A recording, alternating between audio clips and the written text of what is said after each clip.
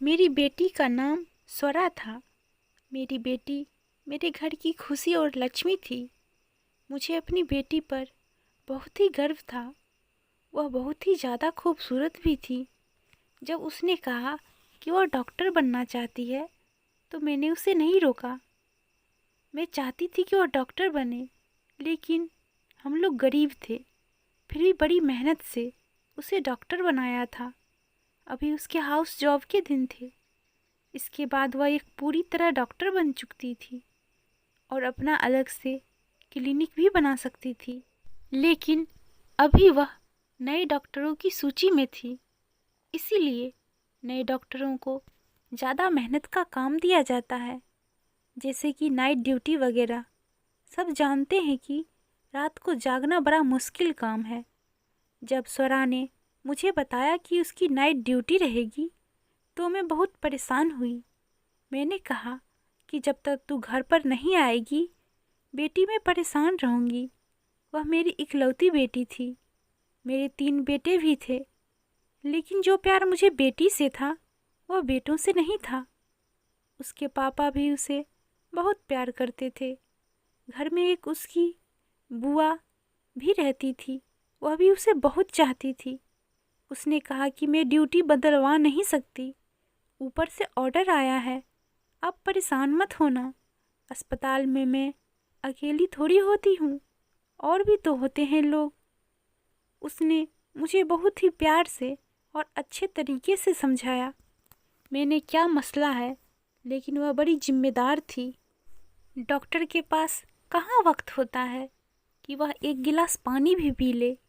और night duty का doctor वैसे ही बड़ा बिजी रहता है, लेकिन फिर भी वह रोज़ मुझे फ़ोन करती थी। पर आज उसका फ़ोन नहीं आया तो मैं बड़ी परेशान हो गई। जब मैंने फ़ोन किया तो बेल तो जा रही थी, लेकिन कोई फ़ोन उठा नहीं रहा था। मैं परेशान हो गई। मेरा दिल कांपने लगा कि न जाने क्या हो गया है। और फिर जिस हालत में मेरी बेटी को घर लाया गया वह मैं ही जानती हूँ। लेकिन उसके बाद उसका फ़ोन भी नहीं आया और न हमें दिया गया। पर उसकी एक दोस्त थी जिसने हमें बताया कि स्वरा की तरफ से मुझे एक वीडियो मिली है। वह जब हमारे घर आई तो उसके फ़ोन में एक वीडियो थी जो हमें मिल गई। जब उस वीडियो को चलाया तो पैरों के नीचे से ज़मीन ही निकल गई थी। और फिर पूरा देश मेरी बेटी के साथ खड़ा था। उस वीडियो के अंदर एक दिन मेरी बेटी अस्पताल से वापस आई तो कहने लगी, माँ मुझे एक सवाल का जवाब तो दे कि अगर आपके सामने कुछ गलत हो रहा हो तो क्या उसे रोकना चाहिए। मैंने कहा हाँ, बिल्कुल रोकना चाहिए। क्यों नहीं रोकना चाहिए? यह तो भगवान भी कहता है कि सिर्फ सच्चाई और हक का साथ देना चाहिए। मेरी यह बात सुनकर कहीं खो गई। मैंने कहा स्वरा खाना खा ले, कहाँ खो गई है? देख आज तेरे पसंद की सब्जी चावल बनाई है। उसको यह खाना बहुत पसंद था और वह देखते ही खुश हो जाती थी, लेकिन आज कहीं खोई हुई थी। जब मैंने बार बार पूछा तो कहने लगी, माँ अगर कुछ ऐसा बुरा हो रहा हो जिसको रोकने की आपके अंदर ताकत भी ना हो तो फिर क्या करना चाहिए? मैंने कहा तो फिर भी लड़ना चाहिए, कोशिश करनी चाहिए। जब इंसान कोशिश करता है तो भगवान भी उसका साथ देता है। पर तू किस बारे में पूछ रही है और इतनी परेशान क्यों नजर आ रही है? तो कहने लगी, कोई बात है, बस एक टेस्ट है, उसमें नंबर लगवाने की कोई बात चल रही थी तो उसके बारे में कह रही थी। मुझे इसकी इस तरह की बातें समझ नहीं आती क्योंकि मैं ज़्यादा पढ़ी लिखी नहीं थी। और फिर वह तो डॉक्टर बन रही थी। बस मैं चुप करके सुन लेती थी। लेकिन जब भी मुझसे कोई बात पूछती थी तो मैं उसका जवाब अपनी तरफ से अच्छे तरीके से देने की कोशिश करती थी। मुझे मेरी बेटी से बड़ा प्रेम था। हम लोग बड़े गरीब थे। उसके लिए अपना जेवर बेचा था और बड़ी मुश्किल से उसकी फीस भरी थी। मुझे उससे बहुत प्यार था। वह एक अच्छी बेटी, अच्छी इंसान, एक अच्छी डॉक्टर और एक अच्छी नागरिक थी। एक दिन वह बालकनी में खड़ी थी, जब अचानक से डर गई और भागती हुई नीचे आ रही थी। मुझसे टकरा गई। मैंने कहा, क्या हो गया बेटा, तू इतनी परेशान क्यों लग रही है? सब अच्छा तो है? उसने कहा, एक लड़का खड़ा है। मैंने कहा, कहाँ खड़ा है? कहने लगी, हमारे घर के नीचे। मैंने कहा, तो क्या हो गया? यहाँ पर तो बहुत सारे लोग आते जाते हैं, कुछ खड़े होते हैं, कोई फ़ोन पर बात करता है, इसमें परेशान होने की क्या बात है? उसने कहा, आप मेरी बात समझी नहीं। वह ना रोज़ यहाँ पर आता है और हमारे घर की तरफ देखता है। जैसे ही मुझे देखता है, दूर से मुस्कुराता है, पता नहीं क्या सोचता है। मैंने कहा, जब तक वह दूर खड़ा है वह कुछ कर भी सकता है, मुझसे रोक भी नहीं सकते। मुझसे वह तुझे कोई बात कहे तो उसका मुंह तोड़ देना। मैंने कहा, ठीक है। और मैं बालकनी में खड़ी थी। जब वह घर से निकली, क्योंकि आजकल उसकी नाइट ड्यूटी होती थी, इसीलिए वह शाम को ही जाया करती थी। जब वह बाहर निकली तो आज उस लड़के ने उसका रास्ता रोक लिया और मैं दूर से यह सब देख रही थी।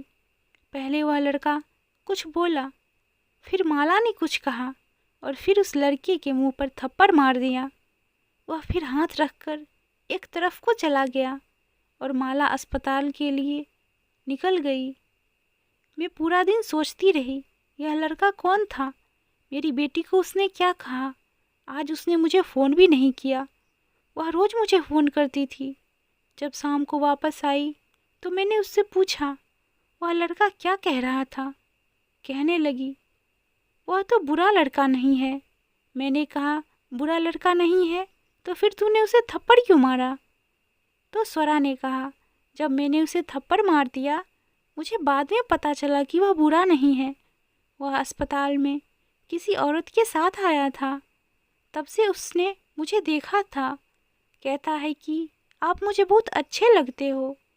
उसने यह बात बड़ी इज्जत से की थी, वरना किसी और भी तरह से कह सकता था। लेकिन उसने तो मुझे गुस्सा आ गया था और मैंने उसके मुंह पर थप्पड़ मार दिया। लेकिन जब मैं जा रही थी तो उसने पीछे से ऐसी बात की कि मैं हैरान रह गई। मैंने पूछा, क्या बात की?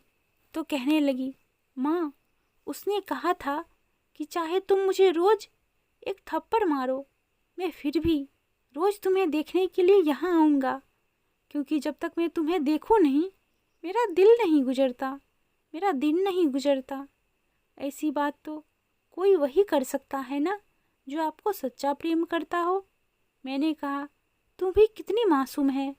तूने एक पल में यह अंदाज़ा कैसे लगा लिया कि वह सच्चा प्रेम करता है? जो मर्द होते हैं ना, उनको पता होता है कि औरतें बातों से खुश होती है। इनको बड़े बड़े बातें करने आते हैं। अगर इतना ही दम है तो उसमें तो उसको कह दे, मेरे घर रिश्ता भेज दे। मैंने कहा कि यह बात बिल्कुल ठीक रहेगी, पर स्वरा कहने लगी कि मैं ऐसे कैसे वह रिश्ता भेज दे, और अगर उसने रिश्ता भेज भी दिया तो क्या आप मान जाओगी?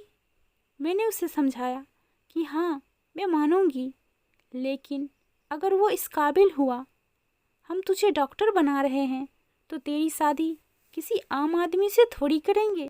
अब स्वरा रोज वहाँ से गुजरती थी और वह पहले से ही खड़ा होता था।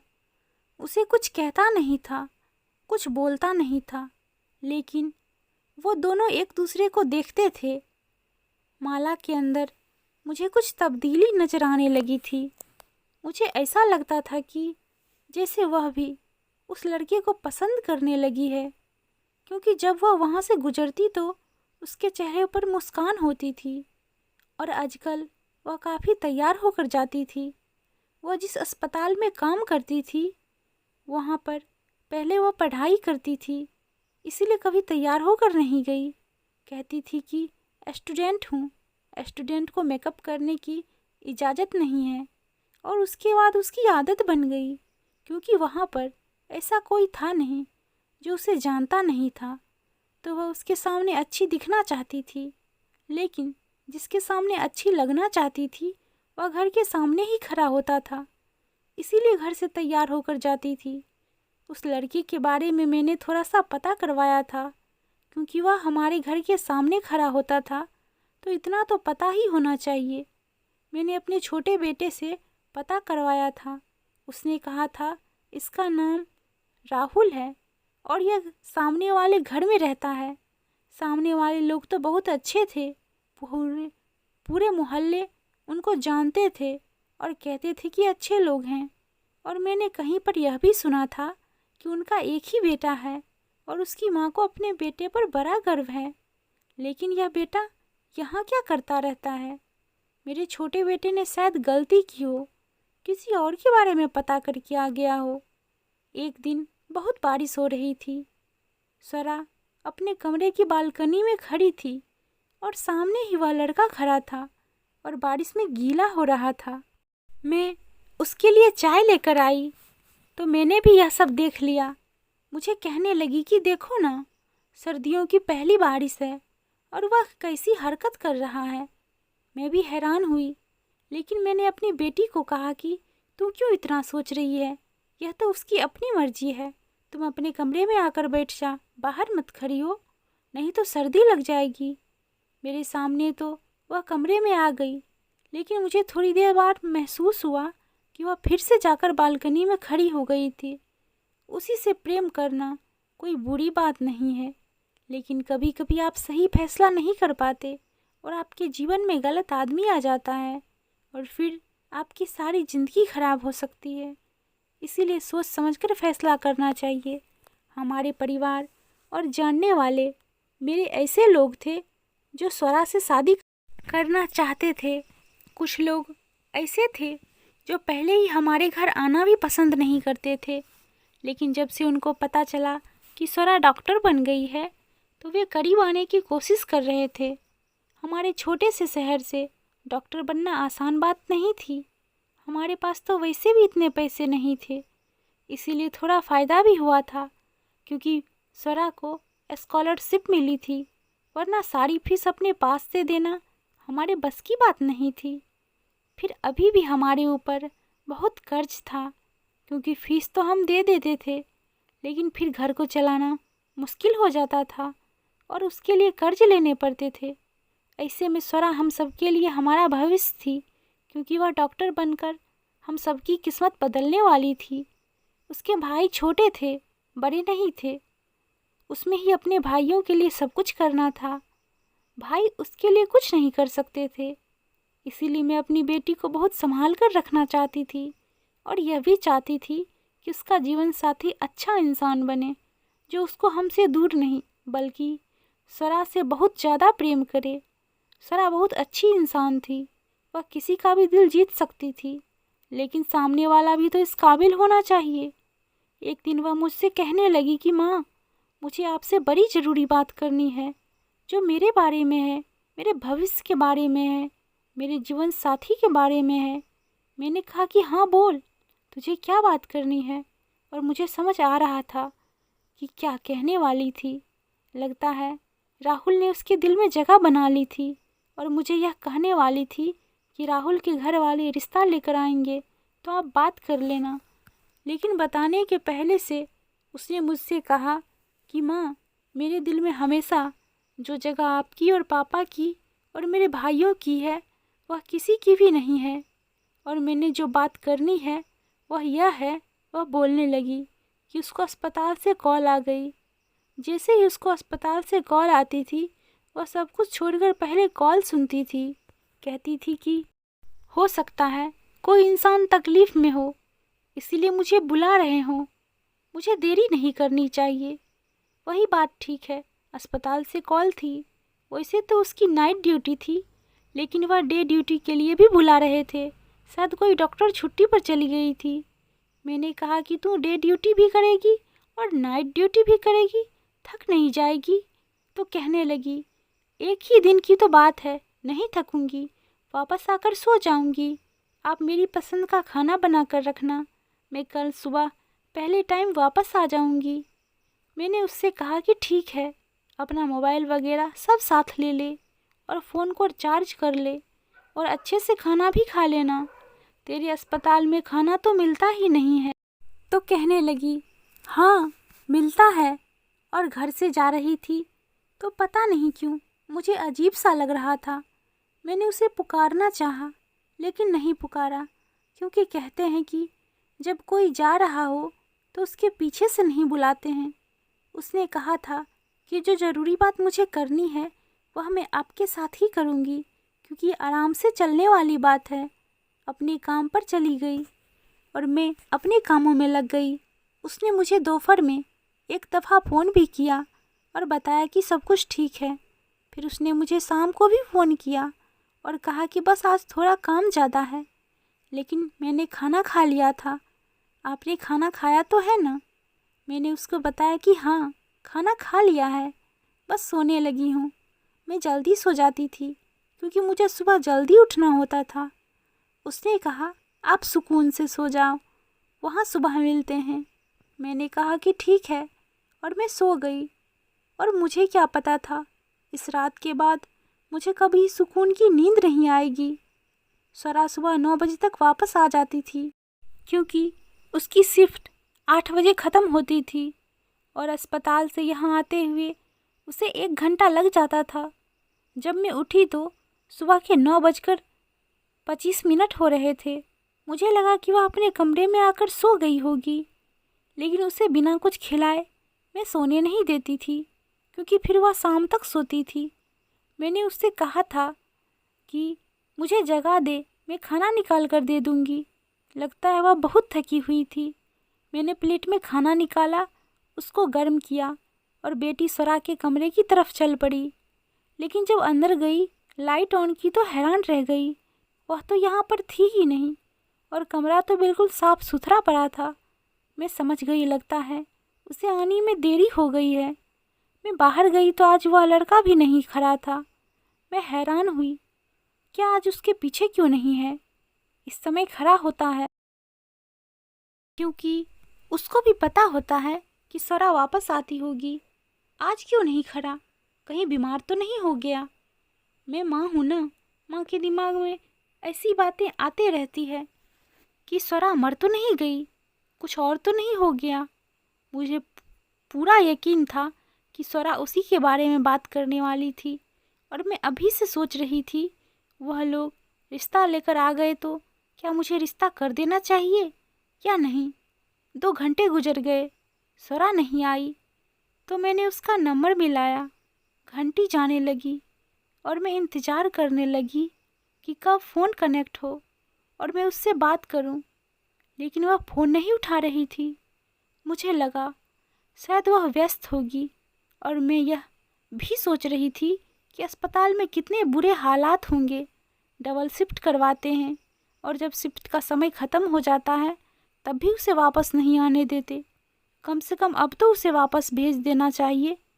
वह मुझे इस अस्पताल के बारे में बताती रहती थी।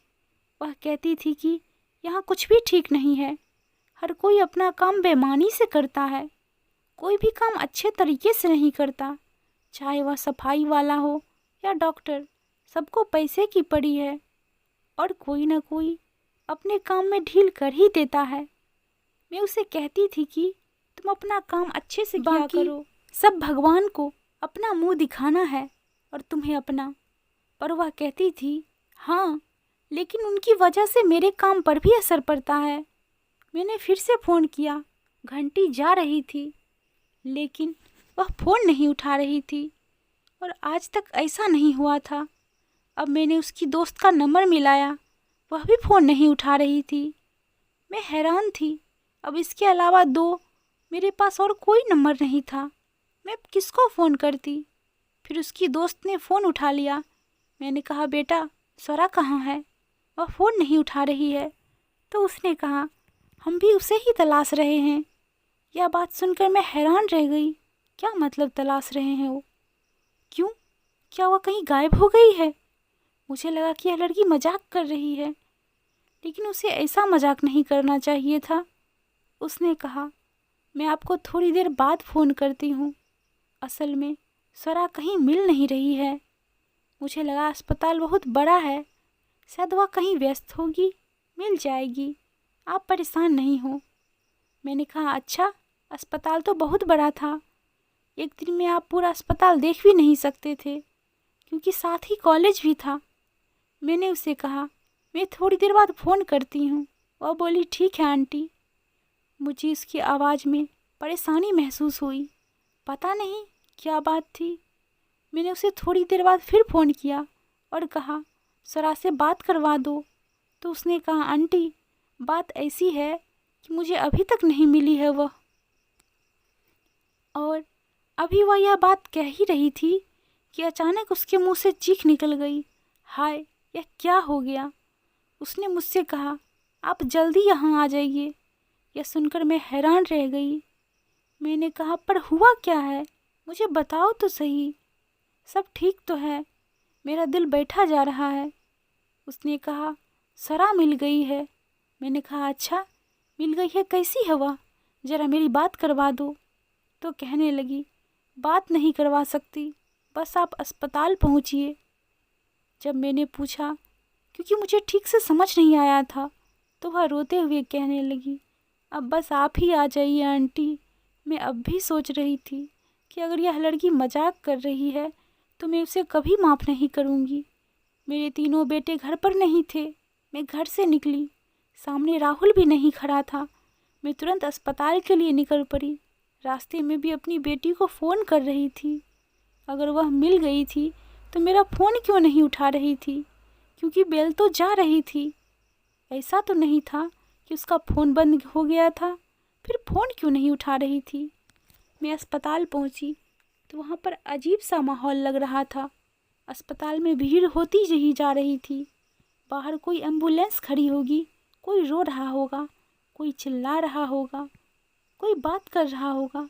यह सब कुछ तो सामान्य था, लेकिन मुझे देखकर लोग अजीब नज़रों से देख रहे थे, इधर उधर देख रहे थे, जैसे मेरे से कोई बात छुपाई जा रही हो, जैसे कोई ऐसी बात है जो इन्हें सबको पता है लेकिन मुझे नहीं पता।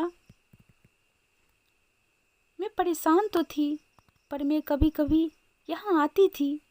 उसने मुझे तकरीबन अपनी सारी दोस्तों और टीचर से और सीनियर डॉक्टर से भी मिलवाया था।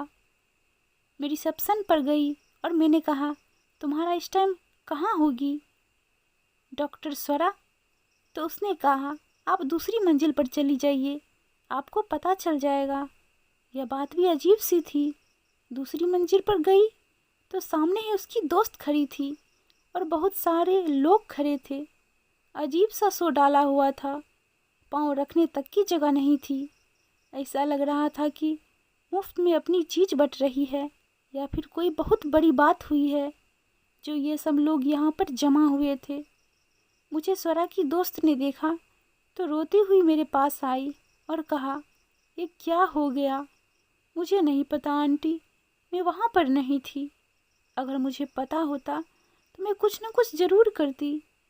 मैंने कहा, क्या कह रही हो तुम, हुआ क्या है, स्वरा कहाँ है।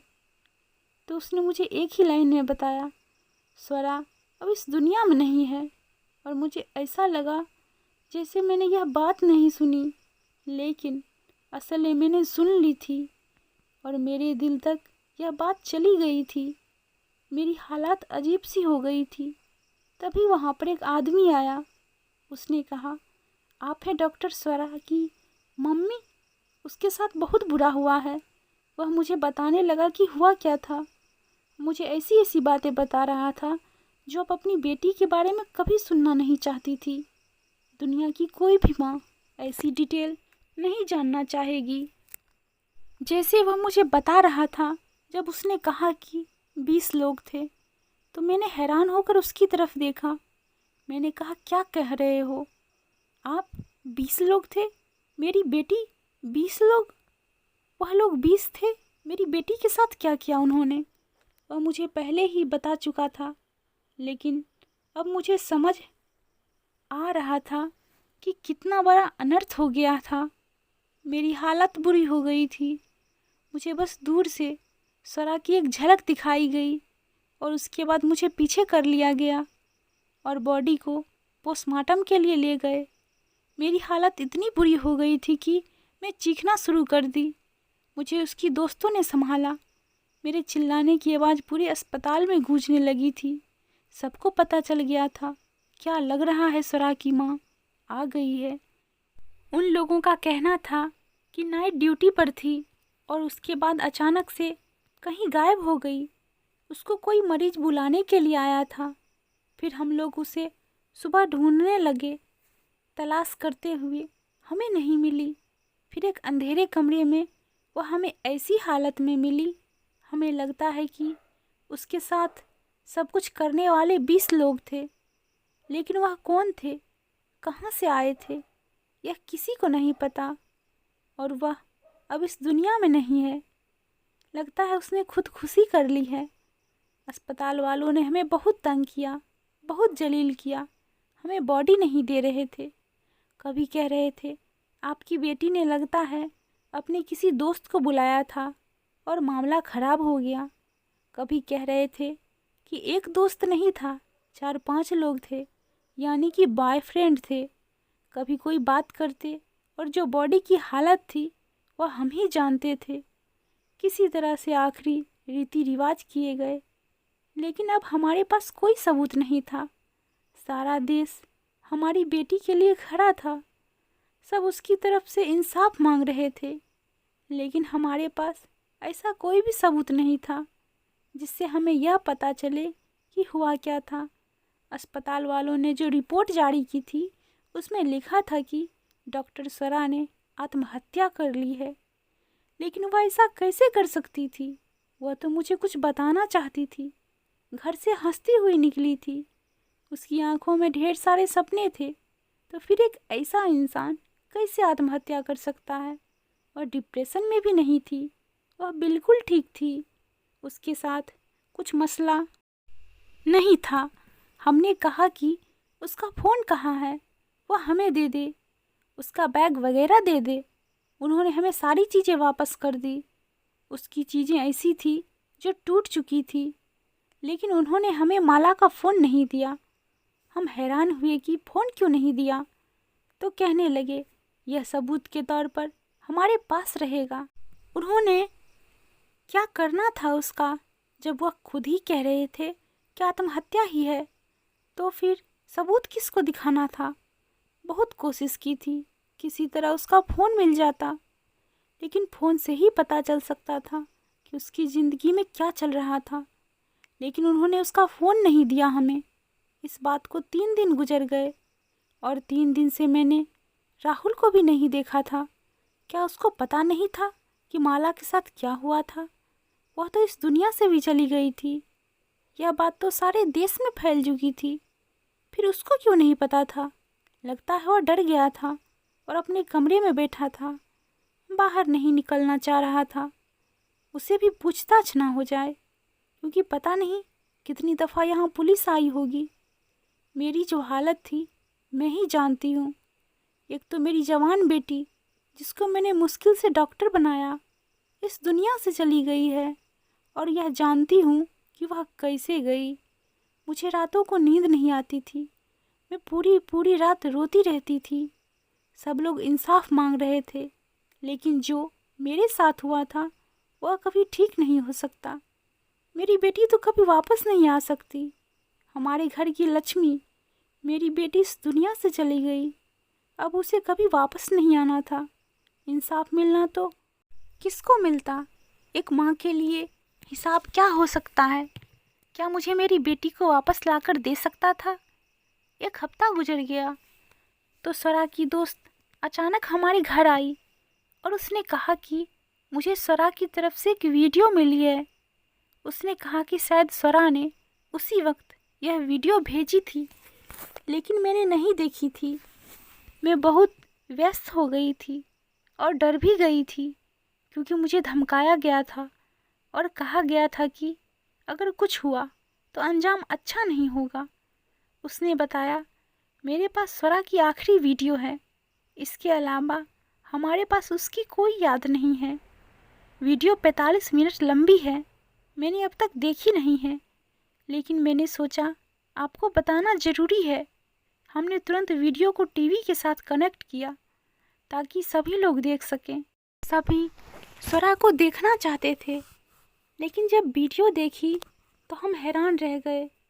ऐसा लग रहा था जैसे यह वीडियो उस पल की है जब वह सब लोग वहाँ से चले गए थे।